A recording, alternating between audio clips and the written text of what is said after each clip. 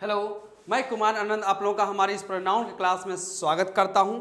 हम लोग प्रोनाउन में पर्सनल प्रोनाउन के टॉपिक को देख रहे हैं, जिसमें मैंने एक कॉन्सेप्ट स्टार्ट किया हुआ है कंपैरिजन। जी हाँ, तो उसी कंपैरिजन को लेकर मैं दोबारा उस पॉइंट को मैं डिस्क्राइब करता हूं, ध्यान रखिएगा।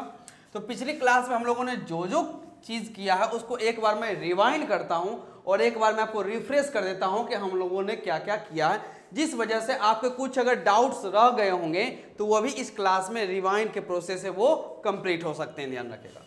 तो पॉइंट ये आता है कि कंपैरिजन को लेकर, कंपैरिजन, तो कंपैरिजन का बेसिक पॉइंट मैं ये बता देता हूं, ध्यान रखिएगा। जब भी आप कंपैरिजन करते हैं तो कंपैरिजन हमेशा इक्वल टर्म्स में होता है, इक्वल यानी कि बराबर में। जैसे सब्जेक्ट का कंपैरिजन हम लोग करते हैं सब्जेक्ट के साथ, उसी प्रकार से ऑब्जेक्ट का कंपैरिजन हम लोग करते हैं ऑब्जेक्ट के साथ। यानी कंपैरिजन सब्जेक्ट का सब्जेक्ट से और ऑब्जेक्ट का ऑब्जेक्ट से किया जाता है, इसमें कोई दिक्कत नहीं। और जब बात हम लोग कंपैरिजन का कर रहे होते हैं, ध्यान रखेगा, तो कंपैरिजन में हमें जरूरत पड़ता है एडजेक्टिव का। जी हाँ, हम लोग जब किसी भी दो persons, two things, two animals के बीच कंपैरिजन करने जाते हैं तो कंपैरिजन करने में हमें एक लेवल लेना पड़ता है, किस बात पे कंपेयर करेंगे। जैसे कि मैं और आप अगर एक दूसरे के आमने सामने मिले और कहें चलो एक दूसरे का तुलना करते, कंपैरिजन करते हैं, तो आप कहिएगा सर किस पॉइंट पे कंपैरिजन कीजिएगा? दौड़ने में कीजिएगा, कौन कितना फास्ट करता है, लिखने में कौन कितना सुंदर लिखता है, या फिर चालाक में, क्लेवर में, इंटेलेक्चुअल माइंड में, कॉन्सेप्चुअल मेथड में। ये सारी चीज़ों में हम लोगों को एक पैमाना सेट करना पड़ता है, एक लेवल सेट करना पड़ता है, हाँ, कि इस बात को लेकर हम लोग एक दूसरे का कंपैरिजन कर सकते हैं, ध्यान रखेगा। तो उसमें कंपैरिजन करने के लिए याद हम लोग कहेंगे कौन ज़्यादा चालाक है, क्लेवर, ऑनेस्ट है, ओके, ब्रेव है, बहादुर, स्मार्ट है, ओके। इस बात को लेकर हम लोग क्या करते हैं, कंपैरिजन कर लेते, ध्यान रखेगा। अब एडजेक्टिव में ध्यान रखेगा, यहां समझने का काम करते हैं। जैसे एक सेंटेंस मैं आपके सामने देता हूं, जिसे कहा गया कि he is smarter, he is smarter than me. अब he is smarter than me, इसमें देखिएगा तो कंपैरिजन किया गया है स्मार्टर को लेकर, यानी यह एडजेक्टिव है। यह क्या है? एडजेक्टिव। यानी यह कंपैरिजन करना है कि ही और मी में स्मार्ट ज्यादा कौन है, तो एडजेक्टिव ये हो गया, ध्यान रखेगा। और एडजेक्टिव जो है ये ध्यान रखेगा, ये CD है, यानी कि कंपैरेटिव डिग्री है। कौन सा डिग्री? कंपैरेटिव। जैसा कि मैंने आपको पिछले क्लास में समझाया था कि डिग्री 3 प्रकार के होते हैं, डिग्री 3 प्रकार के होते हैं। एक हम लोग कहते हैं पॉजिटिव डिग्री, एक हम लोग कहते हैं कंपैरेटिव डिग्री, और एक होता है सुपरलेटिव डिग्री। जैसे बात करते हैं क्लेवर, पॉजिटिव डिग्री है, तो इसका बनता है comparative degree cleverer, superlative degree बनता है क्लेवरेस्ट। इसी प्रकार से बात हम लोग कर लेते हैं ऑनेस्ट को लेकर, ऑनेस्ट, इसका कंपैरेटिव डिग्री हो जाता है more honest, more honest. Superlative degree हो जाता है इसका मोस्ट ऑनेस्ट हो जाता है। तो ये डिग्री निकल के आता है, ध्यान रखिएगा। ब्रेव का ब्रेवर, ब्रेवेस्ट, स्मार्ट का स्मार्टर, स्मार्टेस्ट। तो यहाँ पर ये एडजेक्टिव है। इज वर्ब है, इज वर्ब है। इस वर्ब का अपना एक सब्जेक्ट है, वर्ब है तो वर्ब का यहाँ पे एक सब्जेक्ट दिया गया, वो सब्जेक्ट यहाँ पर ही है। अब जब हम लोग कंपेयर कर रहे हैं एक एडजेक्टिव को लेकर और यहाँ पर एक तरफ सब्जेक्ट है, तो सब्जेक्ट का कंपैरिजन किससे होना चाहिए? सब्जेक्ट से। सब्जेक्ट का कंपैरिजन सब्जेक्ट से होगा। तो यहाँ पर ही सब्जेक्ट है, तो यहाँ पर मी लिखना क्या हो जाएगा? गलत, क्योंकि सब्जेक्ट का कंपैरिजन किससे होता है? सब्जेक्ट से। तो यहाँ मी ना हो क्या हो जाएगा? आई। देन यहाँ पे कंजंक्शन है, देन किसका काम कर रहा है? कंजंक्शन का काम कर रहा है, ओके। तो आई यहाँ पर क्या बन जाएगा? सब्जेक्ट। अब ये सब्जेक्ट बनेगा तो जिस तरह से इस सब्जेक्ट को हमने वर्ब दिया है, तो उस सब्जेक्ट को भी हमें देना पड़ेगा वर्ब, इस सब्जेक्ट को भी वर्ब, तो आई के साथ लग जाएगा एम। तो सेंटेंस सही ये नहीं था कि he is smarter than me, sentence को हम लोगों ने सही किया और सेंटेंस बनता है कि he is smarter than I am, he is smarter than I am. उसी प्रकार से ये कहा जा सकता है, ध्यान रखेगा, कि you are more honest, you are more honest you are more honest than him, आप जो हो उससे ज्यादा ईमानदार हो। अब यहां देखते हैं आर वर्ब है, आर वर्ब है, इस वर्ब का भी यू क्या बन रहा है, सब्जेक्ट। क्या बन रहा है, सब्जेक्ट बन रहा है, ध्यान रखिएगा। देन कंजंक्शन है, देन कंजंक्शन है। ऑनेस्ट एडजेक्टिव है, ये एडजेक्टिव है। मोर इसी ऑनेस्ट के बारे में बता रहा है कि मोर ऑनेस्ट, यानी एडजेक्टिव के बारे में बताने वाला ये एडवर्ब है। अब बात ये आती है कि जब यहां पर सब्जेक्ट है और आप बात कंपैरिजन पे ला रहे हैं तो आपको यहां पर भी सब्जेक्ट पुट करना पड़ेगा। तो यहां पे हिम ना लिख के हम लोग क्या लिखना पड़ेगा, ही। तो ही सेंटेंस में क्या बन रहा है, सब्जेक्ट। अब सब्जेक्ट है तो इसको अपना क्या देना पड़ेगा, वर्ब, यानी कि इज का सेंस आता है। तो you are more honest than he, is का सेंस आता है। ये सेंटेंस बिल्कुल क्या हो जाएगा, सही, ध्यान रखें। तो ये कंपैरिजन का एक कॉन्सेप्ट निकल के आता है, ध्यान रखेगा। अब इसी में ध्यान रखेगा, एक तो हम लोगों ने क्या किया, डिग्री ले लिया। अभी हाल फिलहाल हम लोगों ने बात किया है कॉम्परेटिव डिग्री को। अक्सर देखा जाता है कभी कभी पॉजिटिव डिग्री भी आ जाता है, जैसे कहा जाएगा he is as smart, he is as smart as me. इसमें बात कर लेते हैं, he is as smart as me, वह उतना ही स्मार्ट है जितना मैं हूं। फिर वही बात हो जाएगा कि इज वर्ब है, इस वर्ब का ये क्या बन रहा है, सब्जेक्ट। क्या है, सब्जेक्ट। तो यहां पर ध्यान रखिएगा स्मार्ट एडजेक्टिव है, स्मार्ट एडजेक्टिव है। एज जो है इसी स्मार्ट के बारे में बता रहा है, तो एडजेक्टिव के बारे में बताने वाला ये एडवर्ब है। अब कंपैरिजन सब्जेक्ट का किसके साथ होगा, सब्जेक्ट के साथ। तो यहाँ मी ना हो के क्या होना चाहिए, आई। और आई जब सेंटेंस का सब्जेक्ट बन जाएगा तो इस सब्जेक्ट का होना चाहिए अपना एक वर्ब। तो यहाँ पे आ गया वर्ब। और यह एज जो है, यह एज कंजंक्शन बनने का काम करता है, कंजंक्शन। तो ये हम लोग का रहा कंपैरिजन। अब इसी में हम लोग आगे बढ़ते हैं। यहां तक तो ये हुआ कि हम लोगों ने पिछली क्लास में हम लोगों ने इतना पॉइंट को नोट किया हुआ है, ध्यान रखेगा। अब इसको हम लोग एक कदम आगे की ओर ले चलते हैं, ध्यान रखेगा।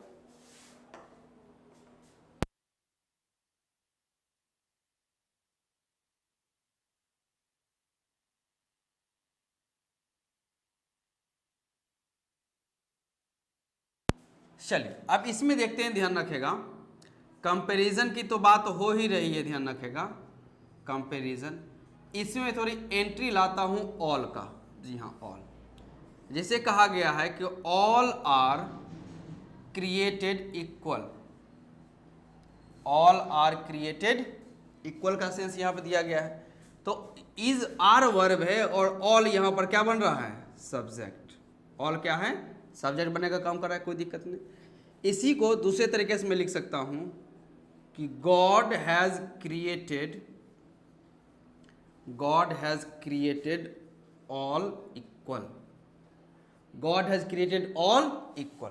तो यहां पर हैज क्रिएटेड वर्ब है, वर्ब है। इस वर्ब का गॉड सब्जेक्ट है, क्या है, सब्जेक्ट। अब ये वर्ब का सब्जेक्ट है और वो जो ऑल है, गॉड हैज क्रिएटेड हुम, ऑल। तो यहां पर ध्यान रखेगा ऑल क्या है, यहां पर ऑब्जेक्ट बनने का काम कर रहा है।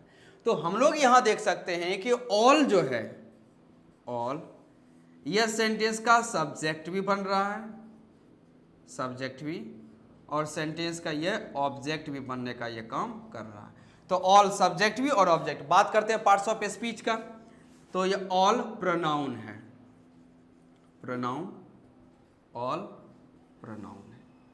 इसमें कोई दिक्कत नहीं, यहां तक पहले नोट कर लीजिए आप लोग।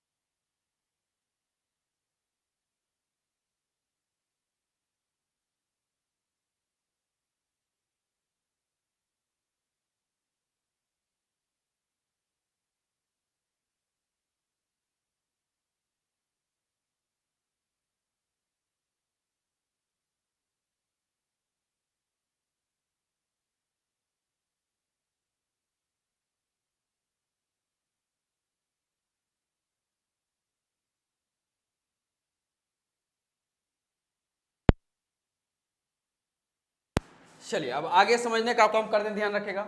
तो ऑल के बारे में हम लोग को इन्फॉर्मेशन ये मिल चुका है कि ऑल सब्जेक्ट भी और ऑल क्या होता है, ऑब्जेक्ट भी होता है। अब इसी में मैं एक पॉइंट और आगे दे देता हूं, जिसे मुझे ये बताइए कि ऑल ऑफ अस और वी, यहां पर क्या होना चाहिए? ऑल ऑफ अस और वी,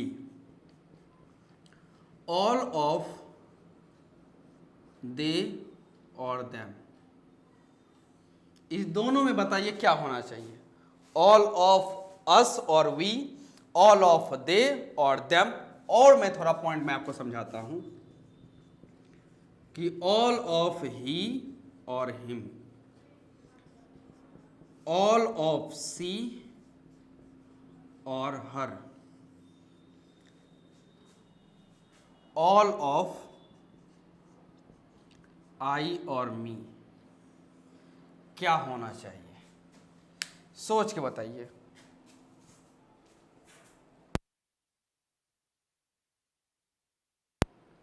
ऑल ऑफ अस और वी, ऑल ऑफ दे और देम, ऑल ऑफ ही और हिम, ऑल ऑफ सी और हर, ऑल ऑफ आई और मी। तो बात करते हैं, एक बेसिक में बात लेके चलता हूं, ध्यान रखिएगा। तो आपको मालूम है कि ऑफ जो है ये प्रीपोजिशन है। ऑफ क्या है? प्रीपोजिशन। और प्रीपोजिशन के बाद जब भी कोई आएगा तो यहां पर बनेगा ऑब्जेक्ट। क्या बनेगा? ऑब्जेक्ट। तो ऑफ प्रीपोजिशन, तो यहां ऑब्जेक्ट होगा अस, वी नहीं, देम दे नहीं, हिम ही नहीं, हर सी नहीं, मी आई नहीं। क्योंकि बात जब हम लोग करते हैं सब्जेक्ट को लेकर, किसको लेकर? सब्जेक्ट और ऑब्जेक्ट की जब हम लोग बात कर रहे होते हैं, सब्जेक्ट ऑब्जेक्ट को, तो I subject, me object, we subject, us object, you subject, you object ही होता है, he subject, him object, she subject, her object, they subject, them object. इसमें तो कोई दिक्कत नहीं, ध्यान रखेगा। लेकिन एक बेसिक सा डिफरेंस ये होता है, ध्यान रखेगा, और वो बेसिक सा डिफरेंस यह करता है, ध्यान रखेगा, कि यहां पर जो आई है ये आता है वन पर्सन के लिए, एक के लिए। वी जो है ये वन प्लस के लिए आता है। यू जो है वो वन के लिए भी आ सकता है और वन प्लस दोनों के लिए आता है। ही वन के लिए आता है, सी भी वन के लिए, और दे वन प्लस के लिए आता है। इसमें कोई दिक्कत नहीं। यानी आई सिंगुलर एक व्यक्ति, वी प्लुरल एक से ज्यादा व्यक्ति, यू जो है एक व्यक्ति और एक से ज्यादा व्यक्ति दोनों की बात करता है, ही सी एक ही व्यक्ति और दे एक से ज्यादा व्यक्ति। तो यहां तो हम लोगों ने यह तो क्लिक कर लिया कि यहां पे ऑब्जेक्ट है, लेकिन ये समझिएगा, प्रीपोजिशन जब सिलेक्शन का काम करता है, किसका काम करता है? सिलेक्शन, यानी कि चुनने का जब ये काम करता है, तो सिलेक्शन के बाद का नाउन और प्रोनाउन, सिलेक्शन के बाद का नाउन और प्रोनाउन प्लूरल होना चाहिए। कैसा होना चाहिए? प्लूरल होना चाहिए। जब ऑफ प्रीपोजिशन का काम करता हो और प्रीपोजिशन में भी वो सिलेक्शन का काम करता है, तो उसके बाद का नाउन या प्रोनाउन होना चाहिए प्लूरल। तो अब ये समझिए, जब ये कहा गया कि all of, all of, all of, all of, all of, क्या बात कहा गया है? All of. तो ऑफ यहां पे बात कर रहा है सिलेक्शन की बात कर रहा है। किसकी बात कर रहा है? सिलेक्शन। तो इसका मतलब है यहां पर जो प्रोनाउन हमें दिख रहा है वह प्रोनाउन वही हो सकेगा जो प्लूरल होगा। सिंगुलर वाला प्रोनाउन तो आ ही नहीं पाएगा, क्योंकि ऑफ बात कर रहा है सिलेक्शन का, सिलेक्शन के बाद नाउन क्या चाहिए? Pronoun plural.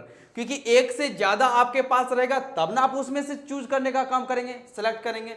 लेकिन यहां पर देखते हैं, यहां पर जो कहा गया ऑल ऑफ हिम, मान के चलते कि आपने कह दिया ऑल ऑफ सर ही नहीं, ऑल ऑफ हिम होगा, लेकिन हिम तो सिर्फ एक व्यक्ति के लिए आता है। किसके लिए आता है? सिर्फ वन पर्सन के लिए ये आता है, और यहां पे मुझे चाहिए एक से ज्यादा। इसी वजह से हम लोग ऑल ऑफ हिम ही नहीं लिख सकते हैं।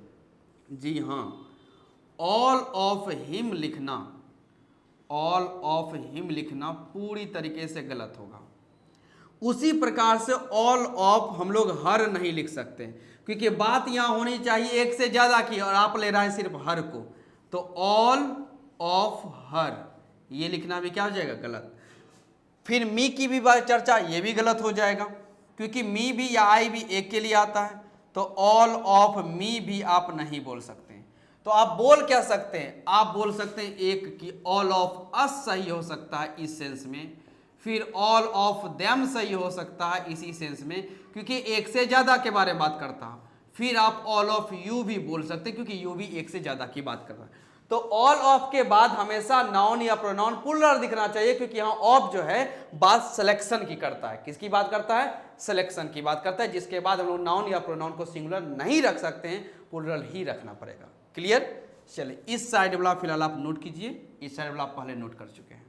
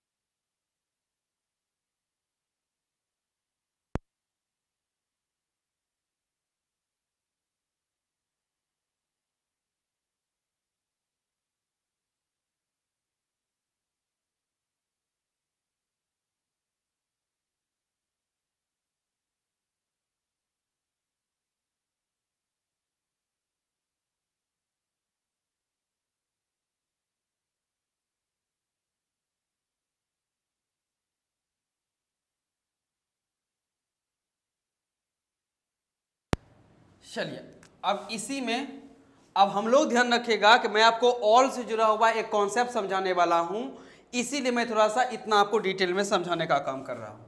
अब एक बस जवाब दे दीजिए कि ऑल ऑफ अस, तो ठीक है, हैज और हैव कम हियर, यहां होना क्या चाहिए, ऑल ऑफ देम इज और आर कमिंग। तीसरा कि ऑल ऑफ यू लाइक और लाइक्स इट। इसका जवाब ढूंढिए, देखिए क्या होना चाहिए।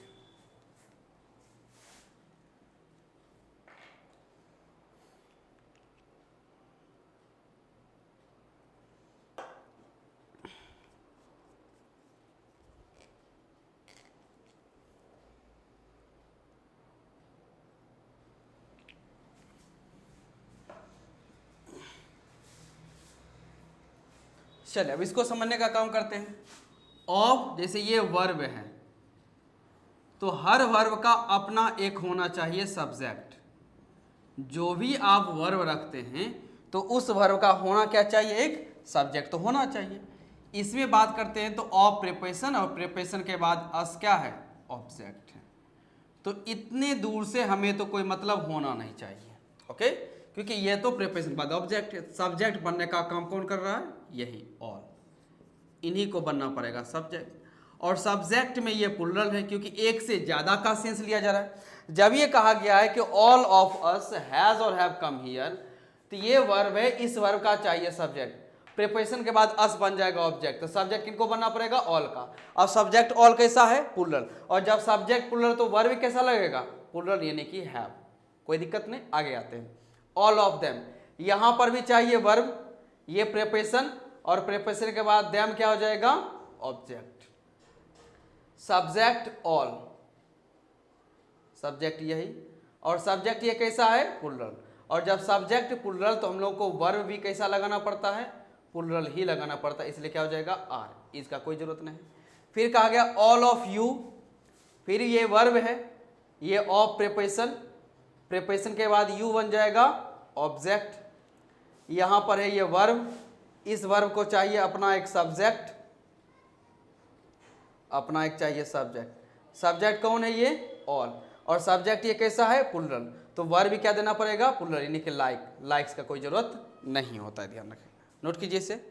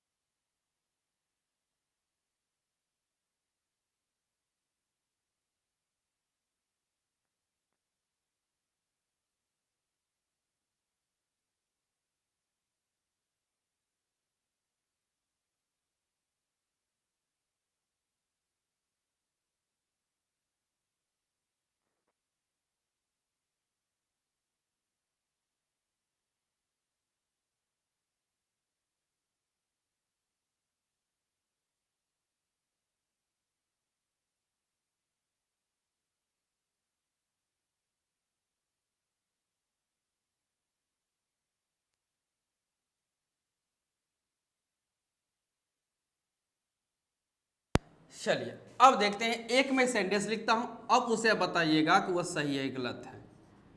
Ajay is stronger than all of us,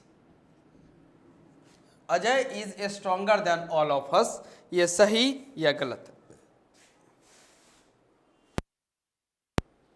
Ajay is stronger than all of अस, ये सही या गलत है, सोच के बताइएगा। अब बहुतों के माइंड में क्या रन बात करता है, ध्यान रखिएगा, उनको लगता है कि इज वर्ब है, वर्ब का ये सब्जेक्ट है, अजय क्या है, सब्जेक्ट है, कोई दिक्कत नहीं, ध्यान रखिएगा। और यहां पर स्ट्रॉन्गर ध्यान रखिएगा एडजेक्टिव है, एडजेक्टिव, देन कंजंक्शन है, और एडजेक्टिव यहां पे बात कर रहा है कंपेयर का, और जब भी हम लोग बात कंपेयर करते हैं तो सब्जेक्ट का कंपैरिजन किससे होना चाहिए, सब्जेक्ट से ही होना चाहिए।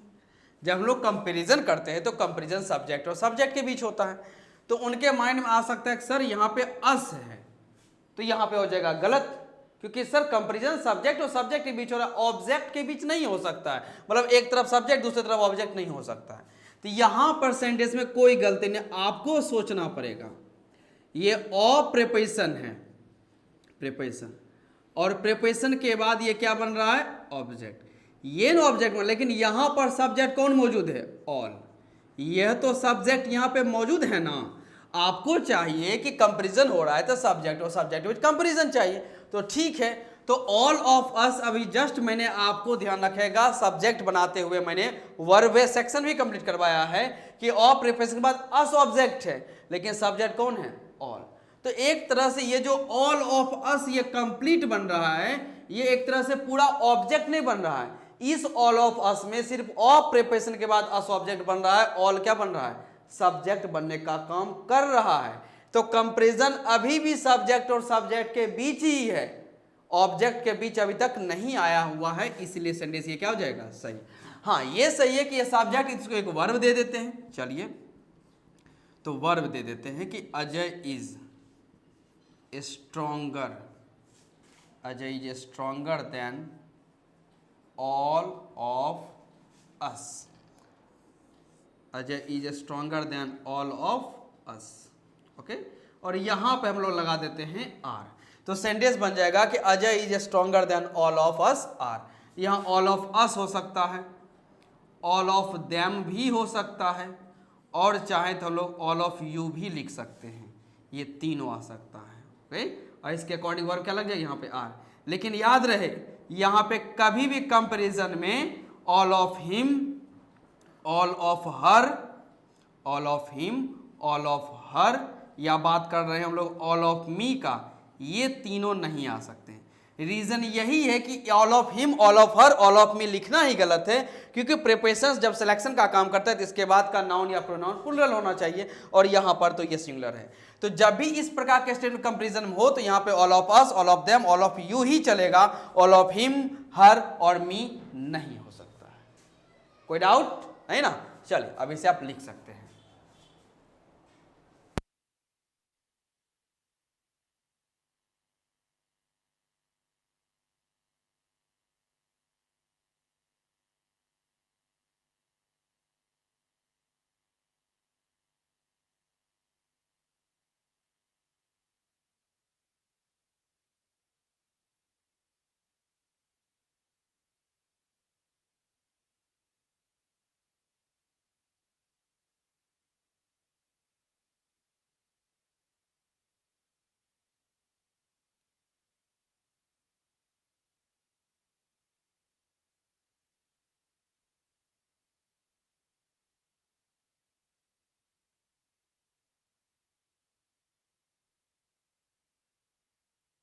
चलिए अब पॉइंट हम लोग आगे करते हैं।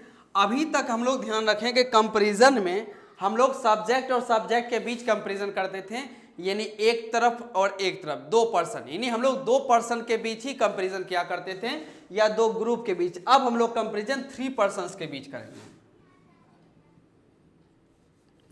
कंपैरिजन किसके बीच? 3 पर्सन्स के बीच।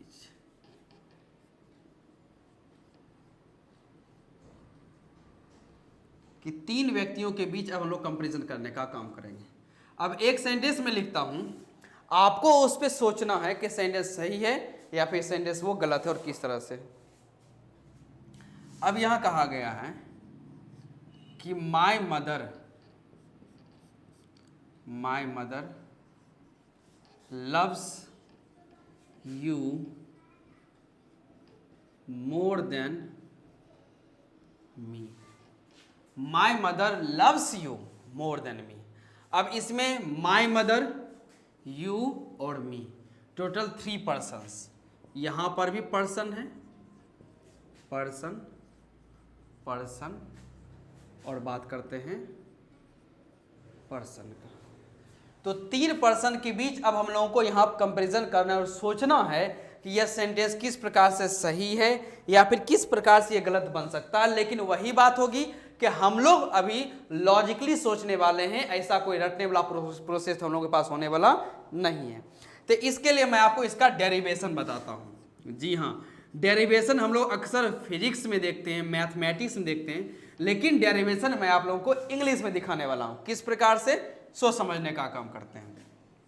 तो 2 सेंटेंस आपके सामने हैं। एक इस प्रकार से लिखा जाता है कि माय मदर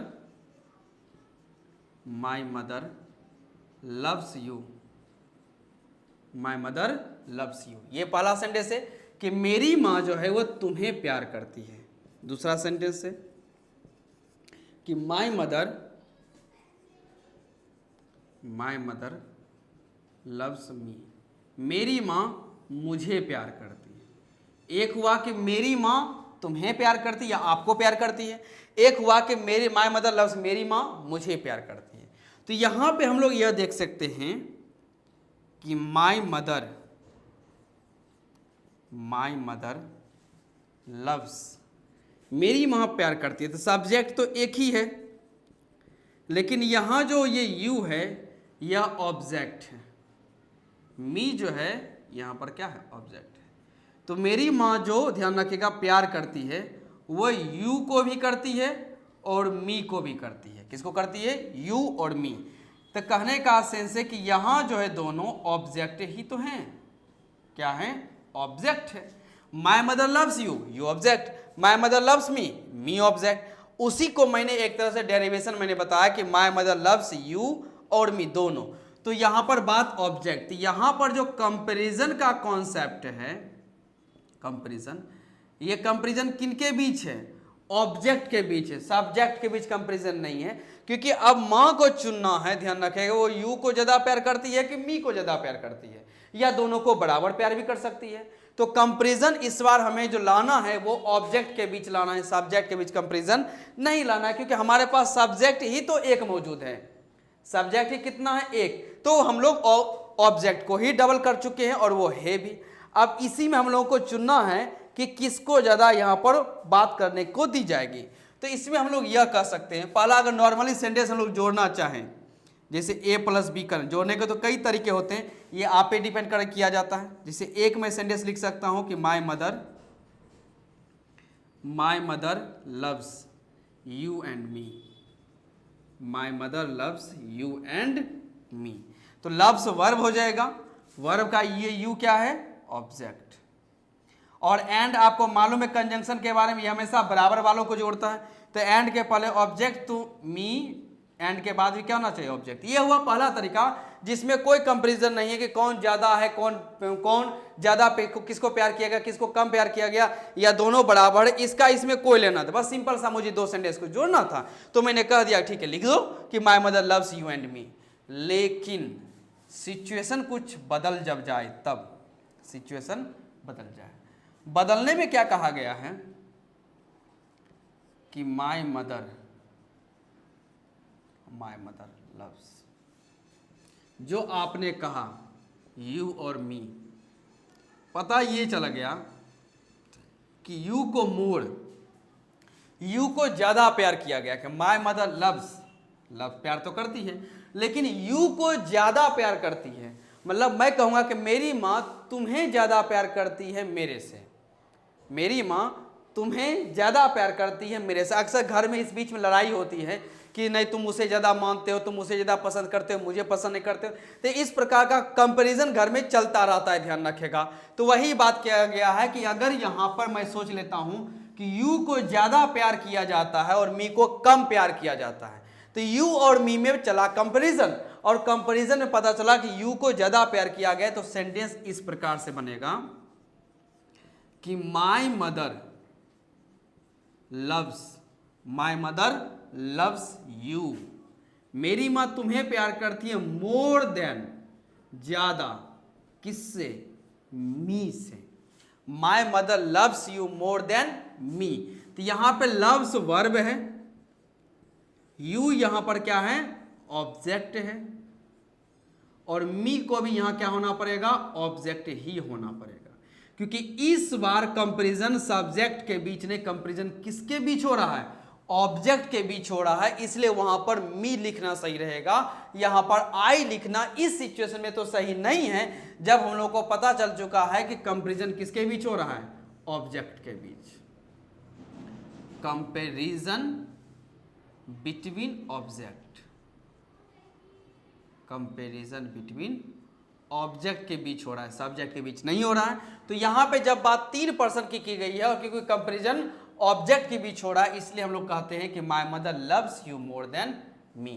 सेंटेंस ये पूरी तरीके से क्या होगा? सही। कभी ऐसा लिख दिया जाए या फिलहाल इतना ही लिखते हैं, आप पहले से नोट कर ले।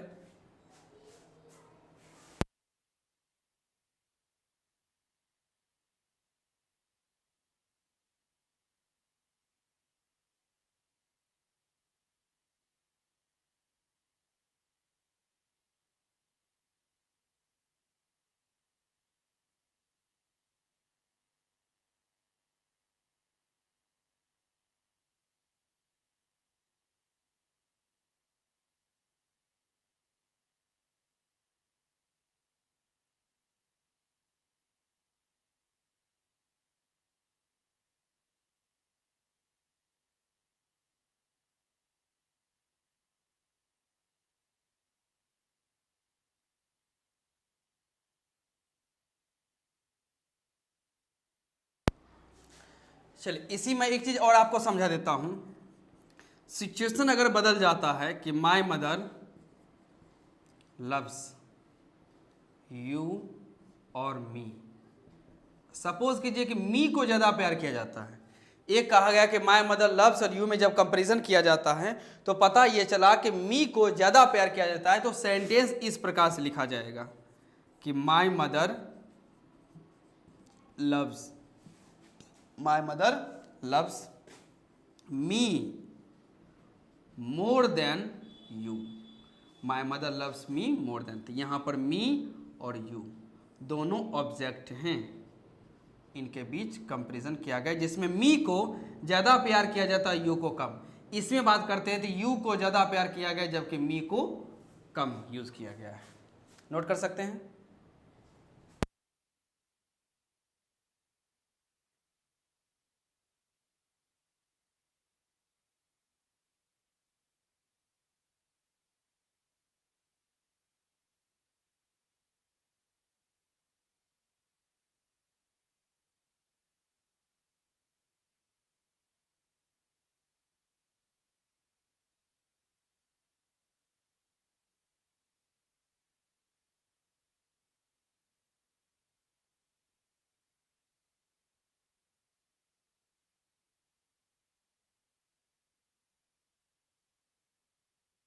चलिए इसी प्रकार का एक सेंटेंस और मैं देता हूं, उसके बाद इस टॉपिक को फिलहाल मैं यही रखूंगा आज के लिए।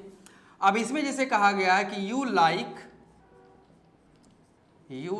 Your brother, you like your brother. दूसरा सेंटेंस है कि you like your friend, you like your friend. दो ऑप्शन है, एक आ गया यू लाइक योर ब्रदर, एक आ गया यू लाइक योर फ्रेंड।